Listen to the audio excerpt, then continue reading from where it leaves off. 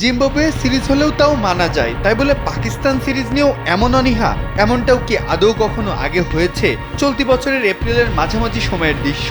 ঘরের মাঠে জিম্বাবুয়ের বিপক্ষে টেস্টে মাঠে নামার ঠিক আগ মুহূর্তে তড়িঘড়ি করে সম্প্রচার যন্ত্র আনতে দেখা যায় বিটিভিকে। কেননা সেই সিরিজ কাভার করতে আগ্রহ দেখায়নি কোনো টেলিভিশন চ্যানেল। শেষ অবধি বাধ্য হয়েই তাই বিটিভিকে সাহায্যের হাত বাড়াতে হয়েছিল।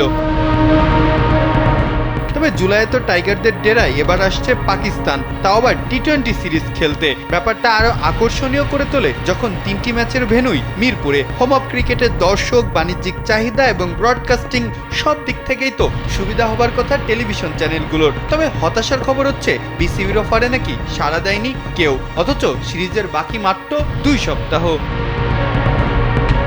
সিরিজটির জন্য টেন্ডারের বিজ্ঞপ্তিও দিয়েছিল বিসিবি। দাম হাঁকানো হয়েছিল 4 কোটি। সিকিউরিটি মানি জমা দেওয়ার শেষ তারিখ 8 জুলাই পার হয়ে গেলেও জমা পড়েনি একটিও আগ্রহী প্রতিষ্ঠানের নাম। বিসিবির বিভিন্ন সূত্র ধরে এমনটাই দাবি করছে একাধিক গণমাধ্যম।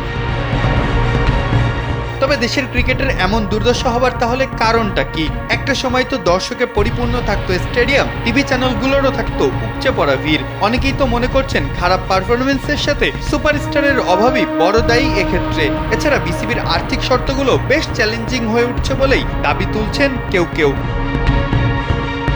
সে যাই হোক, সব ছাপিয়ে 20 জুলাই শুরু হওয়া বাংলাদেশ পাকিস্তান সিরিজ টিভিতে আদৌ দেখা যাবে তো? শঙ্কায় আছে দর্শকরা। শেষ অবধি কি বিপদের বন্ধু বিটিভিকেই সর্বশেষ আস্থার জায়গা মেনে নেবে বিসিবি?